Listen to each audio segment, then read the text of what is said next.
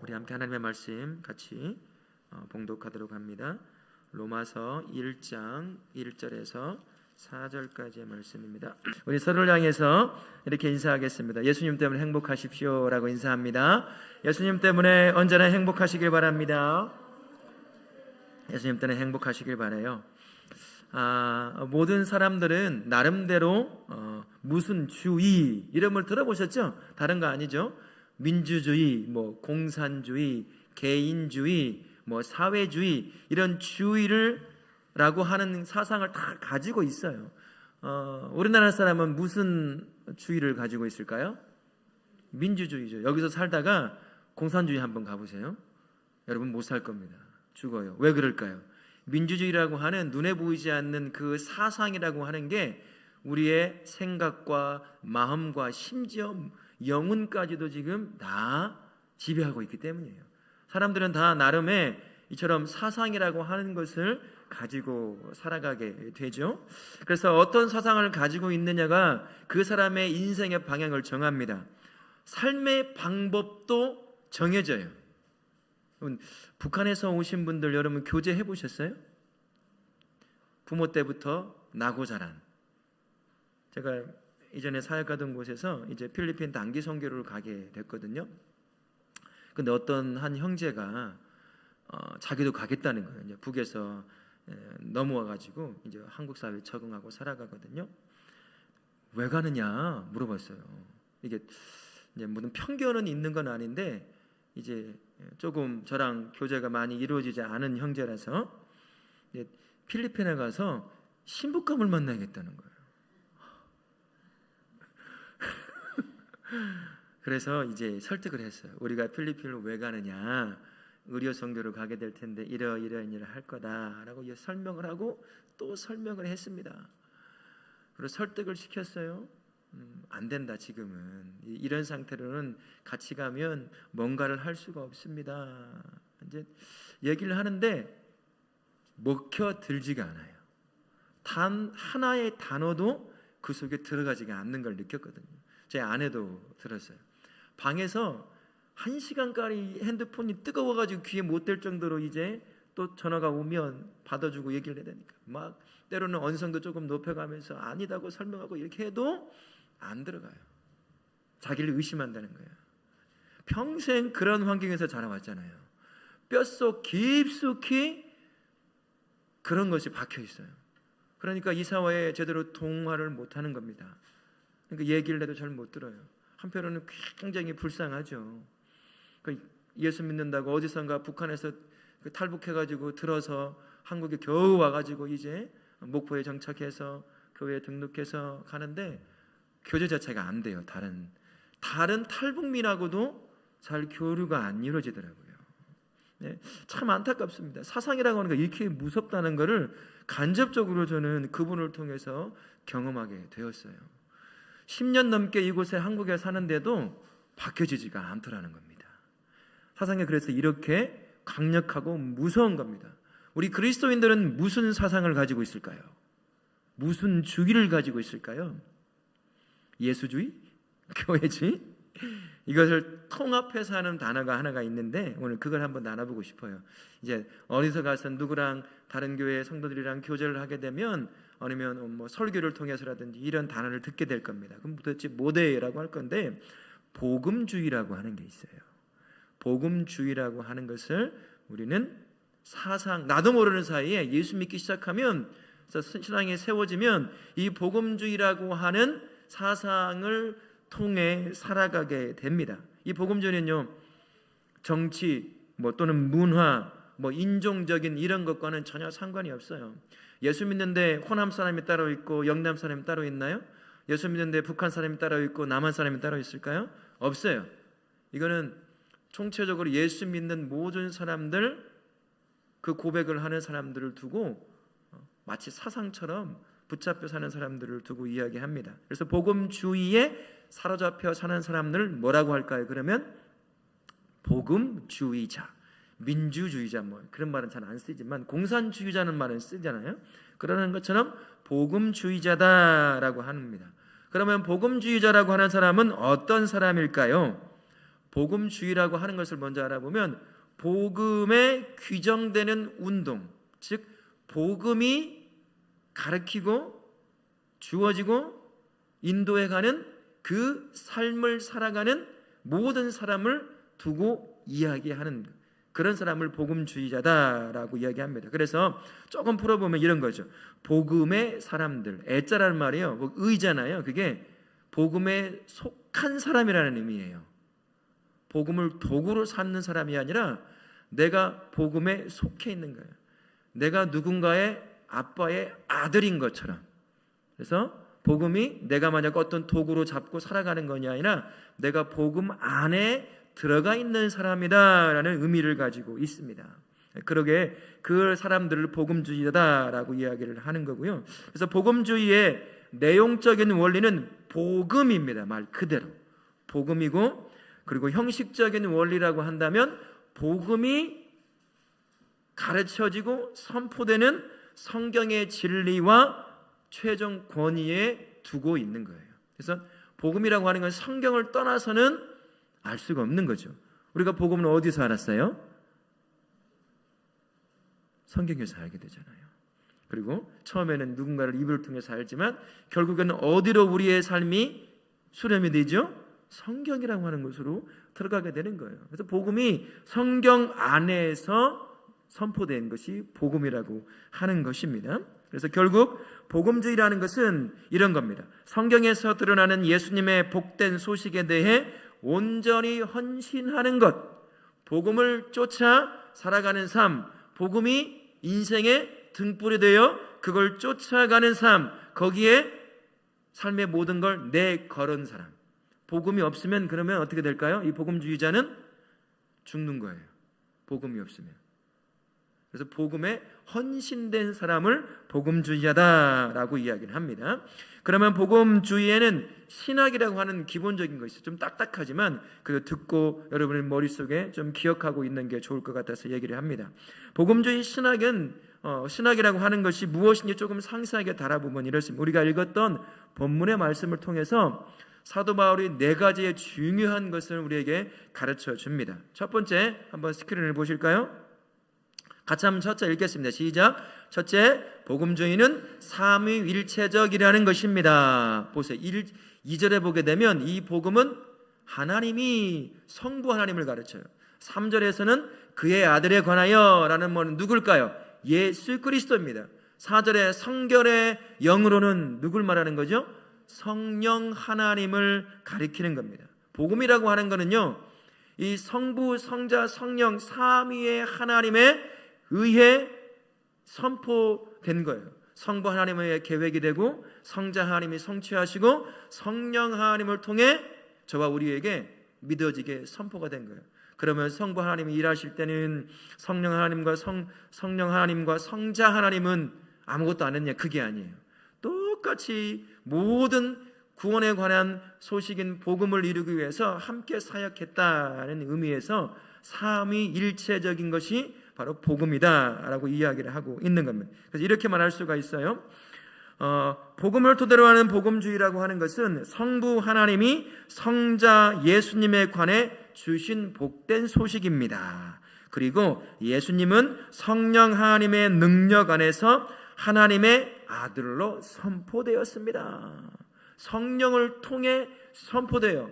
가장 먼저 성령을 통해 선포된 게 뭘까요? 성경이에요. 그리고 이 성경을 통해 예수를 발견하게 하신 분이 누굴까요? 성령 하나님이에요. 저와 우리가 성령님께서 개입하지 않으셨으면 우리 예수님 못 발견합니다. 예수님 못 믿어요. 그분을 구주로 못 영접합니다. 성령께서 그렇게 역사해 주셔서 예수를 바라보고 보이지 않는 그분을 믿게 하신다는 거죠. 이렇게 성부와 성자와 성령 하나님이 함께 역사하는 것을 가르치고 그것을 쫓아가는 것을 복음이라고 하고, 그것을 붙잡고 헌신하는 것을 복음주의라고 하고, 그 삶을 사는 사람을 복음주의자다라고 이야기를 하는 거죠. 자, 그리고 두 번째, 그러면 두 번째 한번 볼까요? 스크린 보여주세요. 같이 읽습니다. 복음주의는 매우 성경적이라는 것입니다. 2절 하반절에 보면 이렇게 되어 있어요. 그의 아들에 관하여는 뭐라고 되어 있습니까? 성경에 미리 약속하신 것이라. 복음의 핵심이신 예수 그리스도는 성경에 이미 다 약속되어 있습니다. 복음은 성경 안에서 선포가 되는 거죠. 성경이라 하면 어떤 것을 말할까요? 구약, 신약. 구약은 여러 율법들, 그리고 선지자들이 예언했던 예언서들로 이루어져 있고, 시편으로도 이루어져 있고, 다양한 것으로 이루어져 있습니다. 이 모든 것과 신약의 모든 성경을 다 포함하는 것입니다. 신약은 편지로 많이 이루어져 있어요. 바울이 12권, 13권 썼다고 그러는데 그렇게 편지로 많이 이루어져 있고, 사복음서는 이제 좀 더 구체적으로 예수 그리스도에 관한 이야기를 하고 있죠.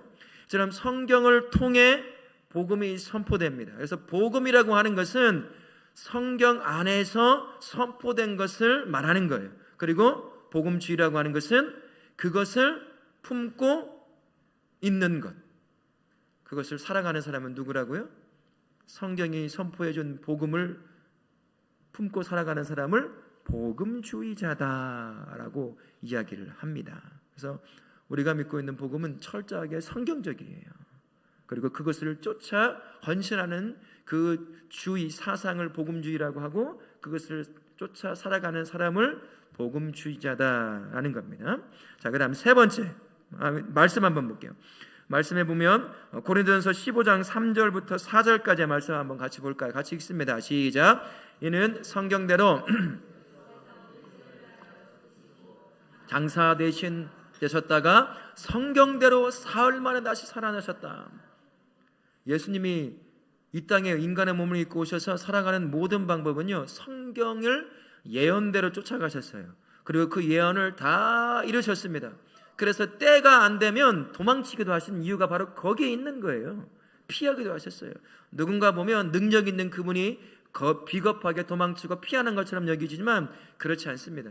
성경에 예언된, 자신을 두고 예언한 그것을 구체적으로 다 이루기 위한 하나님의 방편이었다는 것입니다. 그래서 성경대로 예언되고 성경대로 오셔서 성경대로 성취하신 거예요. 그래서 복음이라고 하는 건 성경 안에서 선포된 것이다 라는 겁니다. 우리가 그것을 쫓아가 헌신하기에 우리는 복음주의자다라고 이렇게 얘기한다는 거고요. 세 번째 말씀 보면 같이 읽습니다. 복음주의는 그리스도 중심적입니다.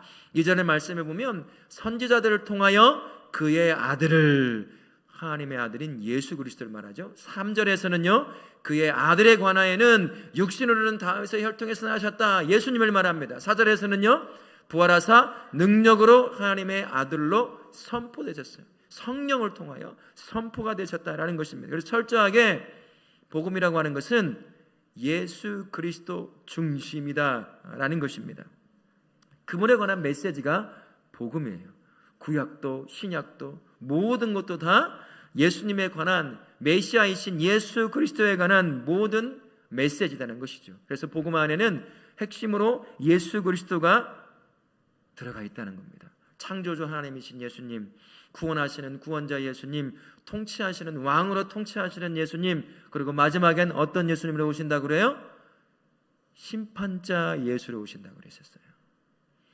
모든 것을 다 지배하시는 그러한 예수를 성경에서 중심으로 가르치고 그것을 품고 있는 게 복음이라고 하는 것입니다. 그리고 그것을 품고 살아가는 사람을 복음주의자다라는 것입니다.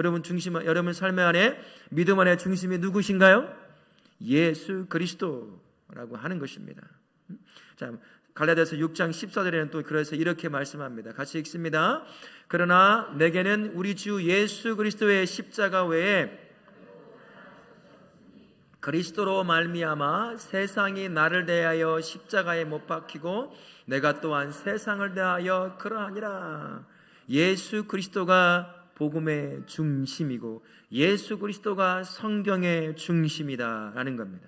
그러면 복음을 품고 사는 사람의 삶의 중심은 누구라는 얘기예요? 예수 그리스도시다라는 것입니다. 바로 그러한 사람을 복음주의자다라고 이야기를 합니다. 마지막으로 복음 함께 있습니다. 마지막 시작. 복음주의는 성령 하나님의 사역에 근거합니다.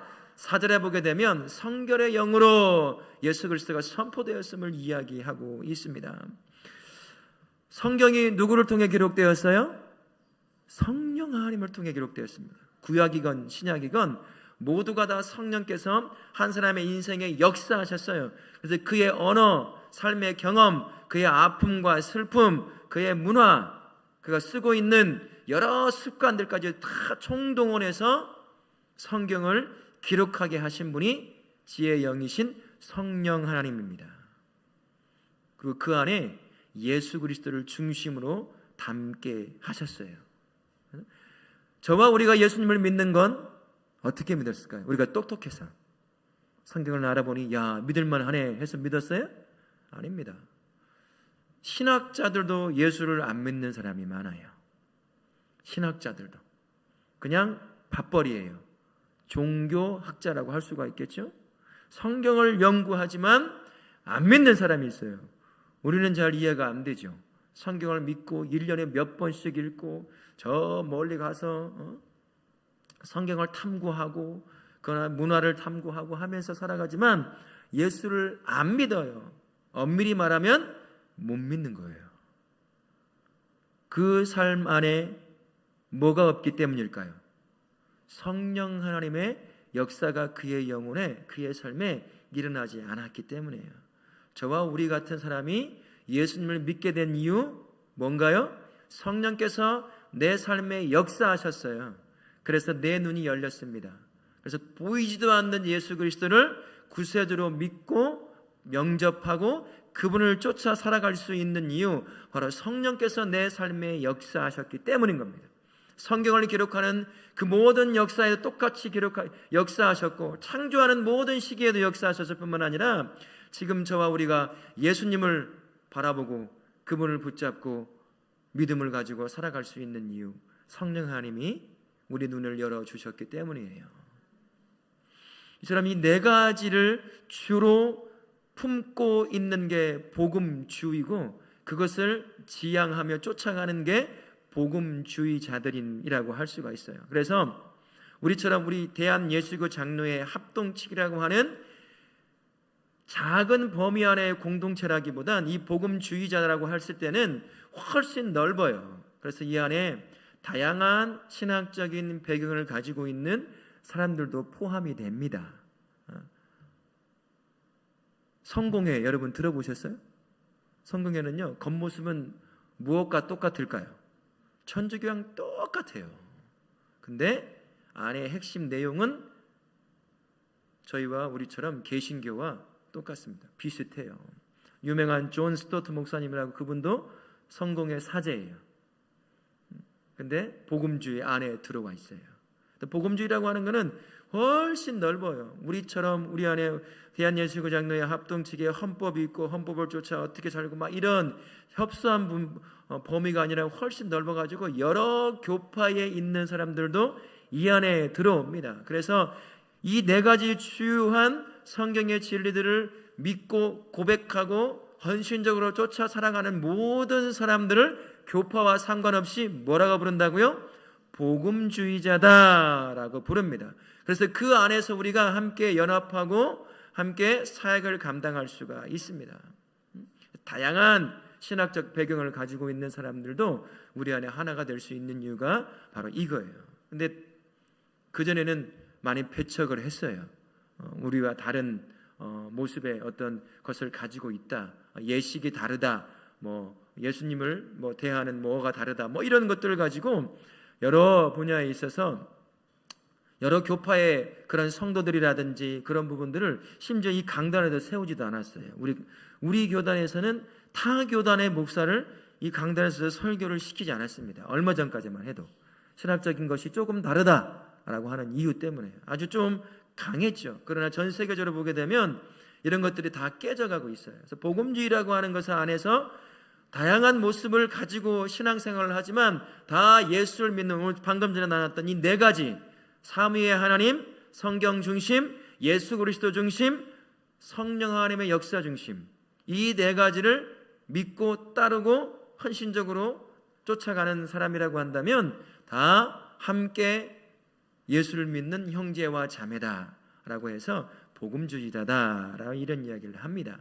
어느 곳에 설교를 듣던 어느 곳 집회에 가든 이런 단어를 들으면 이런 의미에서 라고 여기면 될 겁니다. 그리고 우리랑 조금 다른 신학적 배경을 가지고 있는 교단의 사람들도 있다고 하더라도 특별한 문제가 있지 않는 이상 별 문제가 없어요. 우리 교회 안에도 물론 대한예수이고 장로회지만 통합 측의 사람도 있고, 또 어디도 있을까요? 성결교회 사람들도 있을 수 있고, 또 침례교회 사람들도 있어요. 근데 침례교가 이단이 좀 많아요. 침례교는 우리 장로교처럼 헌법이라고 하는 이런 부분에서 강력하지가 않아요. 개교회 중심적이라서 그 담임 목사님을 중심으로 이제 교회 전체가 흘러갑니다. 그러다 보니 신학교육을 받지 않았어도 그 안에 헌신적인 집사님이 계시면 그 사람에게 안수 줘서 목사 사역을 하게 만들어요. 저도 유학을 가서 그걸 알았거든요. 옆에 있는데 어떤 형님이 목사님이라고 하는데 신학을 다시 하는 거예요. 신학 공부를. 아니 왜 또 하십니까? 그랬더니 자기는 신학교를 안 갔다는 거예요. 신학교를 가긴 갔어요. 대전에 가면 침례신학대가 있거든요. 근데 신학과만 있는 게 아니에요. 여러 과가 있단 말이죠. 거기 가서 일반 학과를 졸업을 한 거예요. 근데 교회에서 섬기고 하니까 안 써가지고 목사를 삼은 거예요. 근데 신학교육 배경이 없는 거예요. 그러니까 와가지고 다시 신학교육을 하는 거예요. 그러다 보니까 잘못된 신앙이 있을 수가 있어요. 뭐 그렇다고 침례교면 다 그렇지는 않거든요. 건강하게 자라는 거에도 많으니까 오해는 마시고요. 그런 부분이 있어요. 이제 그런 부분만 조심한다면 복음주의라고 하는 안에서 우리는 한 형제요 자매요 똑같은 예수 그리스도를 믿는 사람이다라는 것입니다. 그러니 그런 말을 들었을 때 오해하고 이게 무슨 말일까라고 잘못 생각하면 안 된다는 것입니다. 여러분에게 한 번 더 질문해 보도록 하겠습니다. 삼위의 하나님을 믿으십니까? 성경을 통해 복음이 선포되었고 그리고 이 복음을 믿으십니까? 아멘을 안 하시는 분이 계시네요. 믿으십니까? 아멘. 네, 그리고 복음의 중심이 예수 그리스도이심을 믿으십니까? 아멘. 나의 믿음과 삶이 성령 하나님의 역사임을 믿으십니까? 그러면 여러분들은 복음주의자예요. 복음주의자입니다. 그래서 복음주의자로서의 삶을 사실 때요, 내 삶이 복음으로 가득 채워지고 복음에 이끌림 바 되는 자들로 될 수 있도록 언제나 복음 안에 거하실 수 있기를 바랍니다. 내 생각이 세상의 생각으로 가득 채워져서는 안 돼요. 무엇으로 채워져야 될까요? 복음으로 채워져야 돼요. 예수님으로 채워져야 하는 거죠. 성령님으로 채워져야 하는 겁니다. 성경으로 채워져야 하는 거예요. 성부 하나님으로 채워져야 하는 겁니다. 지난 일주일간 이런저런 소리 들으며 머릿속에 세상의 사상으로 가득 채워졌잖아요. 다시 주의를 통해서 빼내야 됩니다. 그리고 복음으로 머릿속에 채워져야 되는 거죠. 여러분의 영혼은 어떻습니까? 지난 한 주간 진정한 평안과 안식을 누리며 살았습니까? 아니면 어떠했습니까? 복음 안에 머무는 자가 삶의 환경과 상관없이 진정한 평안과 안식을 누리게 될 겁니다. 복음 안에 예수 그리스도가 계시기 때문이에요. 복음 안에 예수 그리스도의 구원의 은혜가 넘쳐 흐르기 때문입니다. 그러니 이 한 주간 복음 안에 언제나 머물러 그 복음이 여러분에게 주시는 진정한 평안과 안식을 누리실 수 있기를 바랍니다. 이 한 주간 세상에 제시하는 세속적 사상에 끌려다니지 마시고요, 복음에 이끌림 받는 복음주의자로 사시기를 예수님의 이름으로 축원합니다. 아멘.